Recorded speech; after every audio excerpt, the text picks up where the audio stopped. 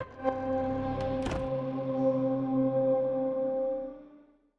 I'm Mike Arkin. I'm head of Big Boat Interactive. I'm a 35-year veteran of the video game business. I've produced about 200 or so games since the 80s. I like long walks on the beach and seashells. Hi, I am Sam Haft. I am half of the Living Tombstone. I have been part of TLT for 4 years.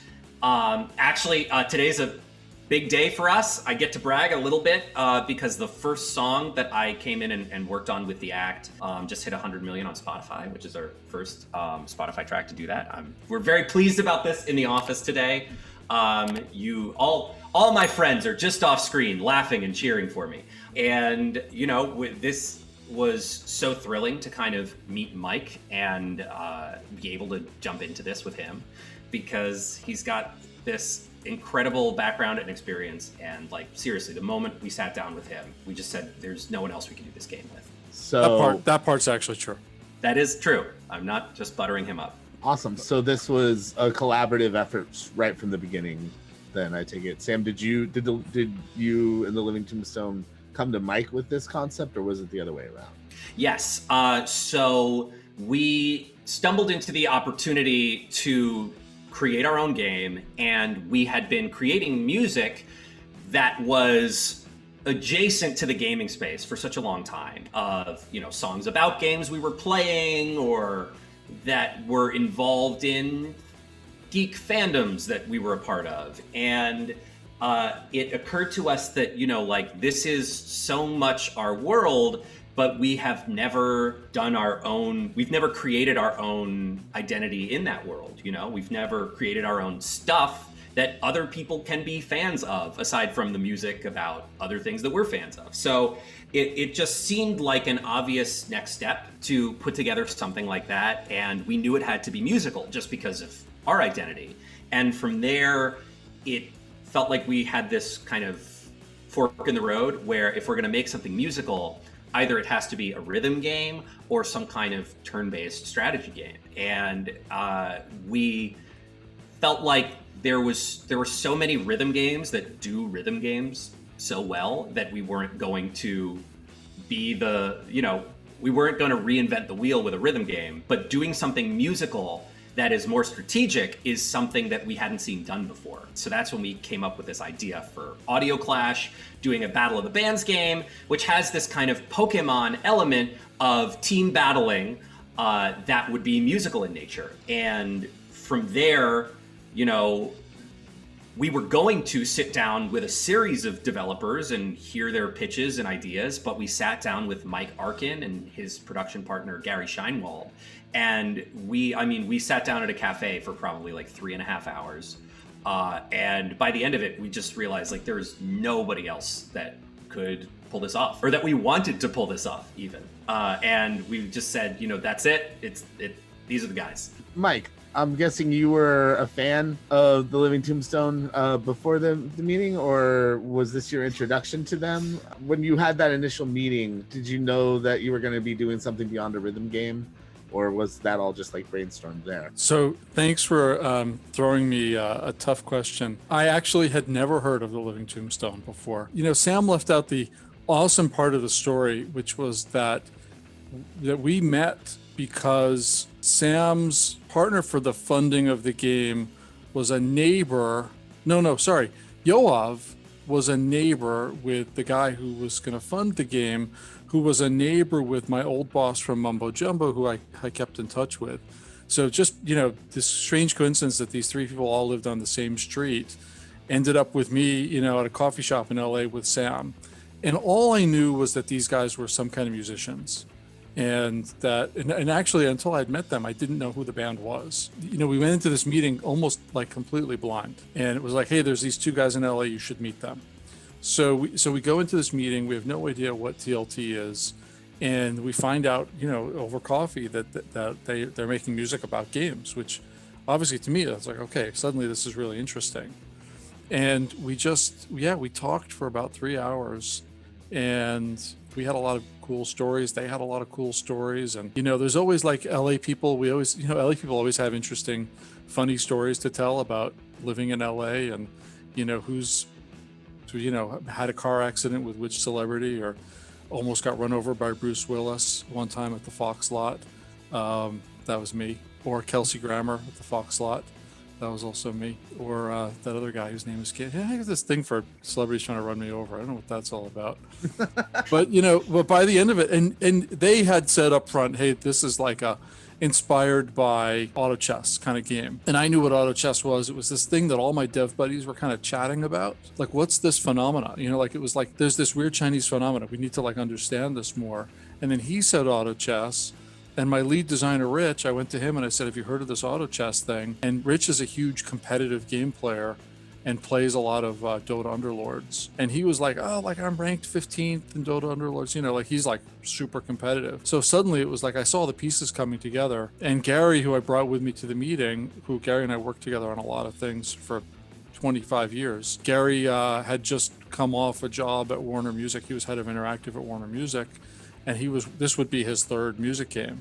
So it was all kind of coming together like, hey, this seems like a real good fit. And the rhythm thing, all I can say is at the time I didn't think about that. But now when Sam mentioned rhythm game and all that, I go, oh, thank God that their idea wasn't a rhythm game. Because, 2 years later, I'd hate to be sitting here, or I'd hate to be showing the game to people and having to say, yeah, it's another rhythm game. Not to interrupt Mike's story with an epilogue, the epilogue of this story is that Mike goes home and talks to his 13-year-old and says, hey, I'm doing a game with the Living Tombstone. And turns out that is our demographic. Right. Yeah, she was a huge fan. I mean, she actually walked into my office and I was watching like YouTube videos, right? Because I went back and I'm like, all right, I gotta watch videos of these guys. And she walked in, she's like, are you watching Living Tombstone? And I was like, yeah, you've heard of that? And she's like, yeah, it's my favorite. Now, a big part of that is because she's a huge fan of FNAF. So between FNAF and the Living Tombstone, like it all kind of intersects, and 13-year-old daughters. And so she's a huge fan. And Sam, she wears that sweatshirt every day, by the way. Oh, the moment Mike told us that, we sent her like a swag package.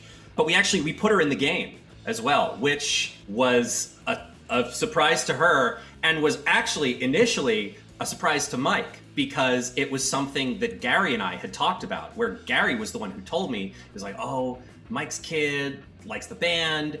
I wonder if there's something we could do. And I was like, well, make her a playable character. And so she is.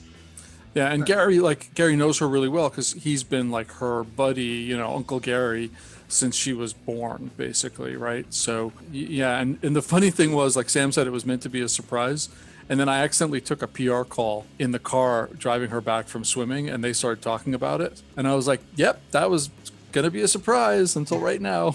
So one thing I'm curious about is, these are music, auto battler. I'm kind of curious how these two are melding together in your game. Like, what's the player experience going to be like? Well, I mean, Sam always says he's got me. I really need to watch this movie, but it's Scott Pilgrim meets Pokemon, and what I always tell people when I'm talking about the game is you're not it's auto chess, but you're not running around swinging the guitar.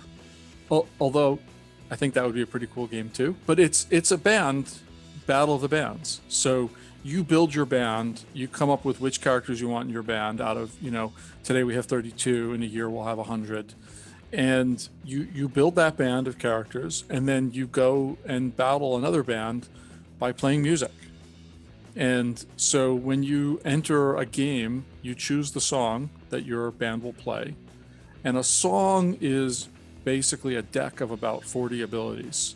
And you pick which of those abilities like each character is gonna, have, right? Like you're outfitting your RPG characters with spells, and during the next round they play those abilities, which are, the flip side is it's not just a spell, it's also a piece of music. Nice.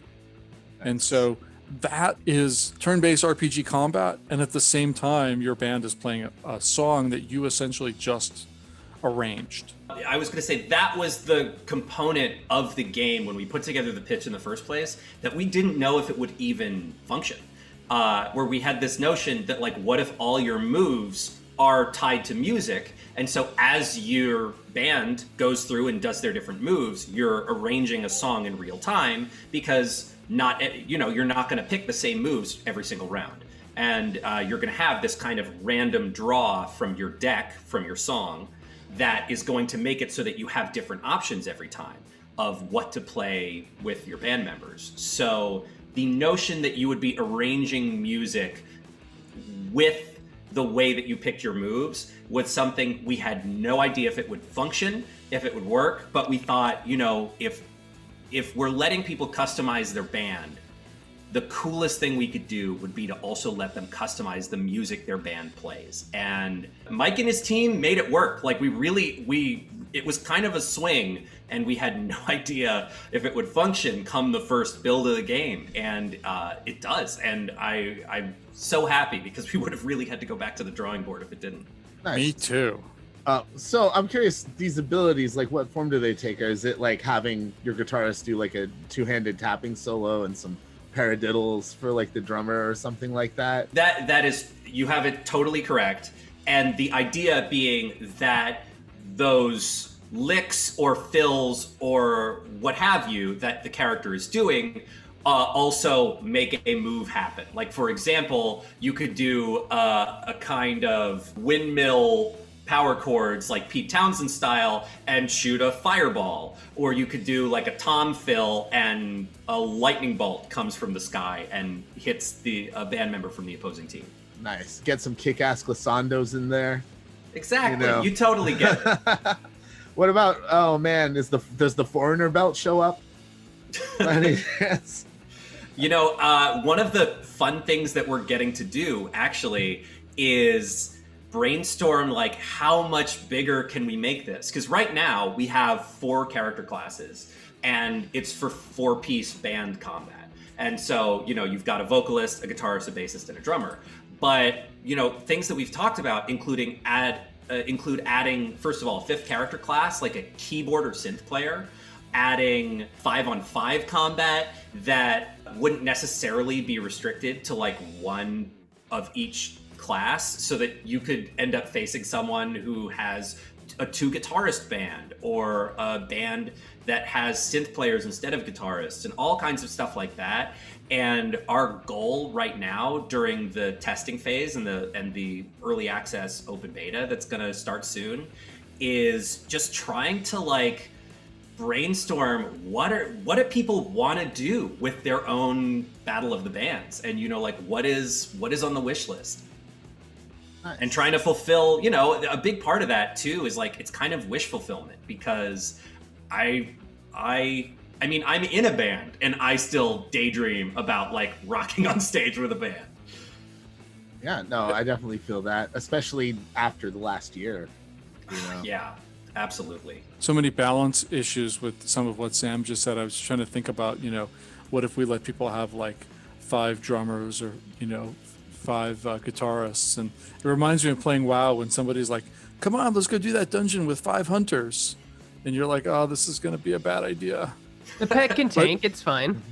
Yeah, no, there's always like the mage is like, I'll just tank with my, armor thing. And they're like, oh, no, we're all going to die. But the cool thing is, like, I'm a huge fan of that kind of emergent gameplay, right?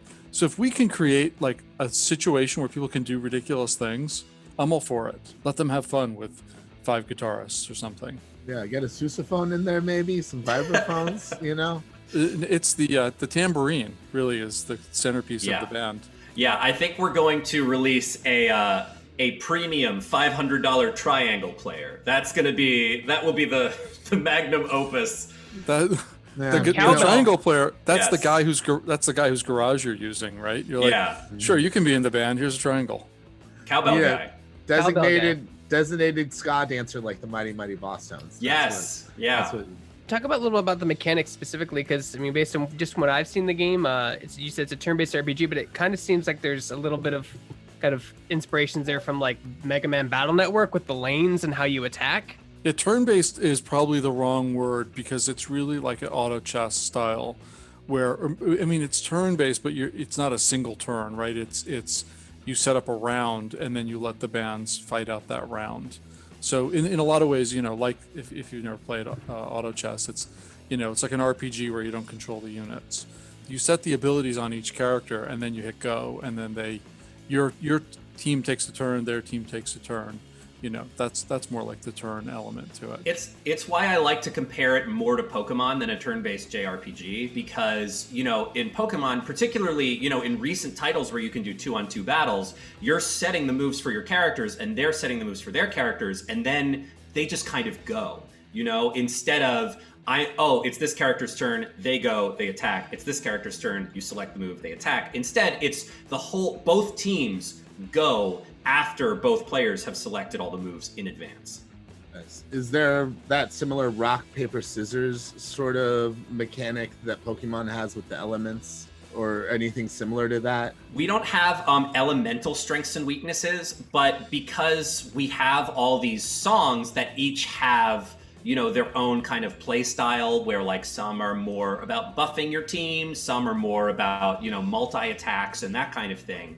The balancing is a little bit more nuanced than just that kind of rock, paper, scissors elemental component to that. And a big part of that was Rich, who is Mike's lead designer, who not only obviously is he like a very seasoned competitive auto battler player, I think with Dota Underlords, he also comes from the Pokemon side himself too, where he was one of the head producers on Pokemon Go for a minute. It was like 10 minutes.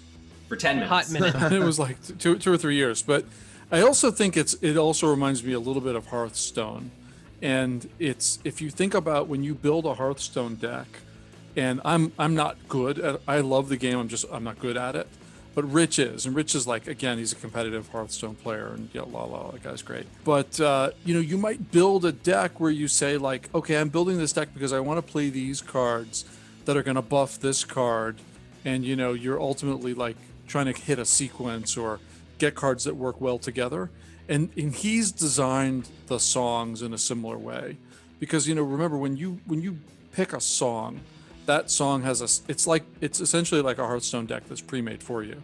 There's 40 cards that are 40 abilities, and he's designed those cards to complement each other in a way. So a certain song he may have designed to play a certain way, and another song he's designed to be different.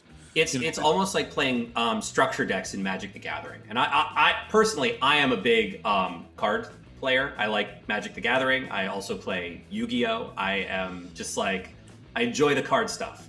And it really does have, like, from a game balancing and move mechanic vibe, it has a structure deck vibe, I guess, in that, there are central kind of combos and synergies to each of the decks. And some are better against other songs, but you're not going to know what your opponent has picked in advance, obviously. Yeah, so lots of wombo combos is what you're saying. Yes. There's wombo Yes. combos. Yeah. Yes. Can you talk about some of those synergies specifically, of like and how they work together? Like, can you give us like a play out example of like how like your band will wombo combo into a setup and then execute that that move that's turn defining? Well, our goal is not to necessarily also pigeonhole a band, but because we have a couple things that I would define as sort of turn-defying, because we also have summons, which are song agnostic. You can have a summon attached to any deck, and the summons themselves are also, very big, built up, potentially battle-changing cards themselves. And those from a musical perspective too are also interesting, because we get to bring in kind of guest music characters as those summons. So right now the game is launching with 5 summons, which are the 5 characters of the 5 sort of fictional characters of the Living Tombstone, and those each do different things. Like one of them buffs your team, one of them allows certain members of your team to attack more than once in a row, some of them just do direct damage. So there are different ways to kind of complement that and build up to those things. There's also a leveling up progression system, which is very auto chess, which is that as you are, playing cards and playing out rounds, you are gaining energy that you can use to improve the level of the song cards that you're getting. So when you start out, you are getting more basic attacks, and the more rounds you go, the more energy you build up to get level 2 attacks and level 3 attacks and so on, so that your attacks are doing more extreme things. They are comboing in more extreme ways. I think some good examples are because the sort of hit points in this are not specific to the band members, they're actually to the band manager. So the band manager is the kind of player character that fields these band members. So you're trying to win on star power, essentially. And you get star power by knocking out band members on the opposing side. And so there are decks that operate more in terms of trying to exploit that path to victory of when you knock someone out, you get extra star power. There are ones that try to optimize the band's attack power, letting you multi-attack or increasing the attack power of another band member. Like there are cards that say, your drummer's attack is more intensified. And there are also decks that work on a defensive side of really trying to starve out the other side from being able to get that star power. And so as far as a specific wombo combo, I don't know that I have any off the top of my head that it's like, oh man, you use this card and this card and this card, and then your guitarist attacks 5 times in a row and decimates the whole squad. But you can get kind of a sense from what I'm talking about of the different ways that combos can operate. This is like you said, like with the summons, like I just pictured that scene from Scott Pilgrim, like just verbatim when they're fighting on the stage and they summon the gorilla and the two-headed dragon. Yeah. Exactly. You get what we're going at here, and it's it seemed at the time that we came up with it, we were like, man, that's a battle of the bands. That's battles. Why is there no game of this? We have to make it because that's the exact game that we would love to play. That was that meme moment where he points at the screen and leans forward, right? That's the yeah, that was that moment. Totally. So it sounds like the Living Tombstone is kind of going to be working with you as the summons through most of the game, but you seem to have a lot of different sort of, I don't want to say like musical genre stereotypes, but characters that you would see from different styles of music and different bands throughout the game. Totally. And a big part of that is we really didn't want to pigeonhole players into like, the Living Tombstone is more of an electronic rock band, but we didn't want to pigeonhole players into playing the type of music that we create. We don't even like pigeonholing ourselves genre-wise. So like, why would we do that to players? So there are 3 atmospheres, which are Tormentor, Dynamo, and Maverick.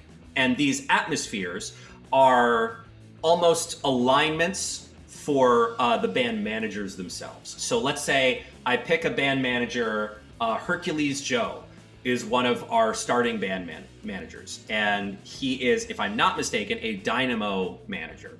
Dynamo encompasses sort of a super genre of electronic music. So it's more kind of EDM and dance and electronic inspired genres of the songs and of the band members within that selection. So by picking Hercules, I have chosen which segment of the band members that I can bring in, which songs I can choose, and so on. But I could also then switch and decide I want to play a Tormentor manager, which is all like hard rock, metal, punk, and the band members also lean in that direction. Like there's our Swedish black metal guitarist Ragnar, and people like that. And then you've got Maverick, which is more laid back pop music, and stuff like reggae and ska exists in that quadrant. And so another opportunity for the game to build and grow as well is to create more atmospheres and more super genres of, hey, let's do something that is more like classical and jazz inspired and blues, like do something like that. So we're constantly brainstorming ways that we don't want a player to enter this game and be like, man, I wish I could play a band like this. We want we want you to be able to do it. And so that is, as far as the track for the live team and developing other features for the game, like that is central to that, is making it so that if you want to play it, you can play it. Nice. So I can finally have that Scandinavian death metal ska band I've always dreamed of having. 100%. Yes. Yeah. All right. Awesome sauce. Obviously Living Tombstone, you guys and your music are going to be in this game. I was just curious, do you have any like cameos or guest songs lined up from anybody at this point that you might be able to talk about? The first two cameo band members in this game are actually already going to be in it as of the open beta.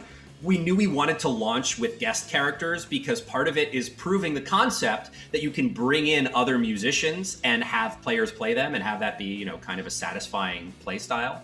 Those two that are going to be in, one of them is, they're both actually YouTube-based music artists like TLT. One of them is named CG5, who is this incredible pop singer, and one of them is Jonathan Young, who's like kind of a hard rock and metal singer. And they're both obviously like very different as far as performers, and they are playable vocalist band members that you can recruit into your band. So if you're a fan of them, you can say, you know what, like I want Jonathan Young to be the front man for my Tormentor band. And you can bring him in and do that. That's super duper awesome. And we've, you know, there is nobody who I can, just for the sake of like not having finished paperwork, you know, I don't think I can talk about anybody else, but we've talked to a couple more bands that are really exciting to me personally about coming in as summons too. That's the other way that I think would be really exciting for cameos for other music acts, is being able to like summon now this, I'm just throwing this name out there, we have not talked to him, but being able to be like, oh man, you know, I built up my star power, my moves are level 5, I can summon Jack Black to show up and just wreak some havoc. And that concept is so exciting to me, of being able to bring people in, not necessarily even as band members, but as the kind of uber powerful summon. Man, I'm gonna make a special request. I want like a Sailor Moon style transition summon for Billy Joel. Yes. Just like Wait, it swirls what? around, it's all rainbows, and like the piano pops up. Yes. He sings about fishing.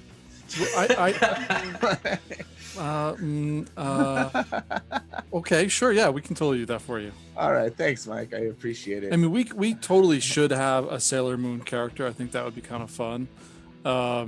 And we could probably have Billy Joel. Sailor Scout Billy Joel. I'm telling you. Yeah, I'm on board. All right, cool. That's a freebie. I won't charge you for that one. This is sounding like a super fun game. I'm a big music nerd, as Greg can attest. Greg Burkleton Burke is actually our staff member that knows the least about music. Yeah, I'm very musical ignorant, but I admit to it. Yeah, but this might be a fun game for us to discover some new music together, Greg. Yes. No, it could Yes, be like awesome. definitely like if you're not exposed to certain genres of music, or you don't know what even certain genres musics are called or how they sound like. This could definitely open a door for someone like me. yeah, and you don't need to know about music. You don't need to understand music, like, because I don't. But you know, and even like on the character side, it's like Pokemon in a way that, like, you know, when you play Pokemon, like me personally, I just always want to be Pikachu because I just think Pikachu is cool. It's probably everybody likes Pikachu, but you know, it's the same thing. Like, you just might think Ragnar is cool because, you know, he's like this big Swedish death metal guy, right? Or, you know, there's a Sam, what's the name of like the Johnny Rotten, like Brian Trouble. Yes. Brian Trouble.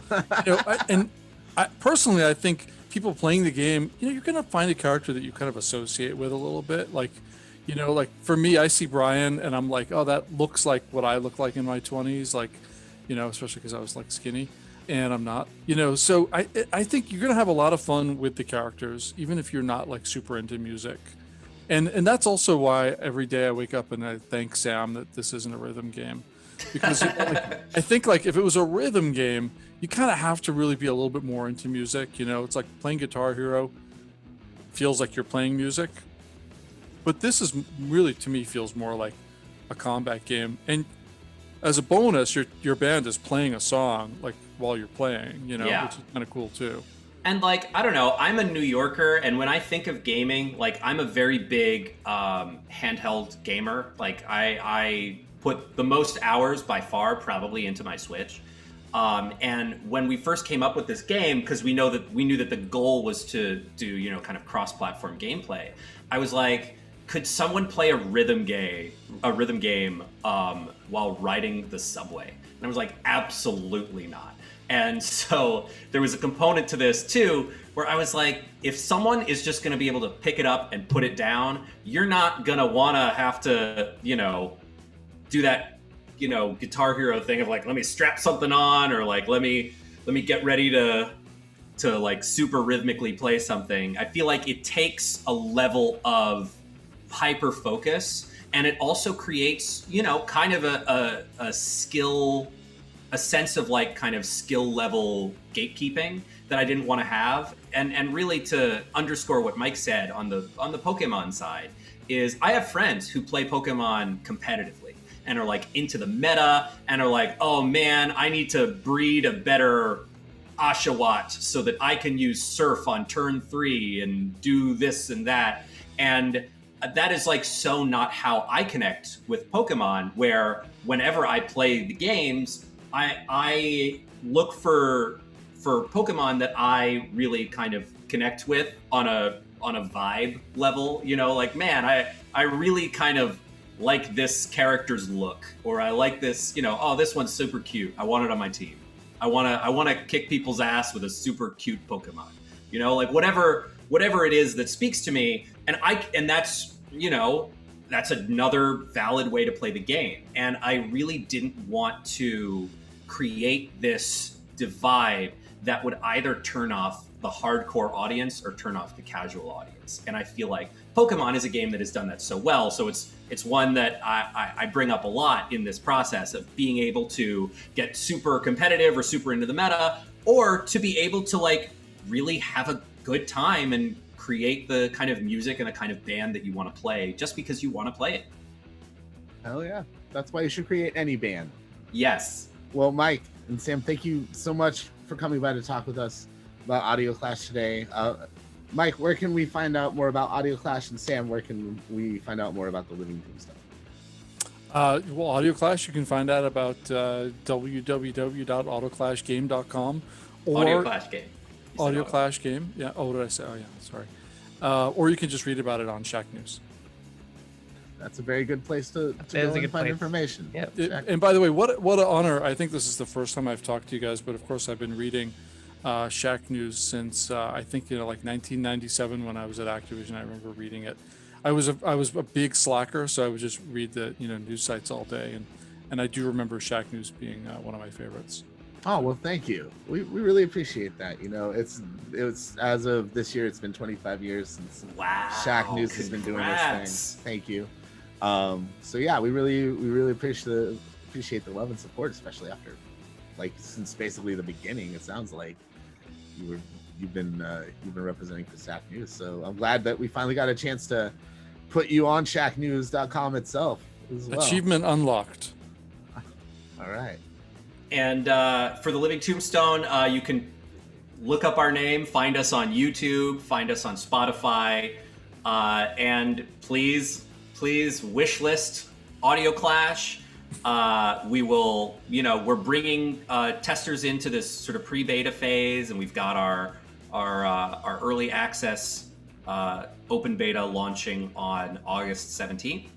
And I just hope as many people play it as possible, if only to get as much feedback as possible, because we really, you know, TLT, like, we started as gamers and we still are very much passionate gamers, and it just matters to us to make the game that people want to play. And so as much constructive feedback as we can get, we want everyone to have the best time possible. You want to have more feedback than a Sonic Youth song, basically. Hey, there yes. You go. Ooh, Here we go. You're the music guy here. Yeah. All right. Well, yeah, Mike and Sam, thanks again for coming by. And y'all out there, keep on doing it for Shacknews. And we will see you next time.